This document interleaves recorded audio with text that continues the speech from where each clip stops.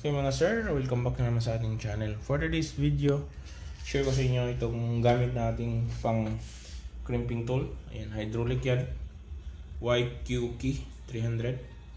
So ito yung DE natin, at ito yung install natin, at ito naman yung ating cabinet box. Ayan o.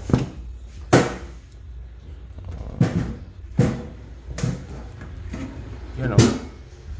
So ito yung gagamitin natin sa ating installation ng 6 kW hybrid on-grid off-grid. Ayan, DE. So share ko sa inyo ito. Ilagay ko sa tag description kung saan ko ito nabili at na makagandang gamitin ito ganito, lalo na kung ano, nakabalot pa yan. May uring pa itong kasama. Okay.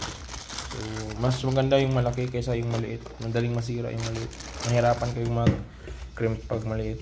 Ito, ilalagay-lalapag nyo lang. Hindi naman to kamahalan. Alright.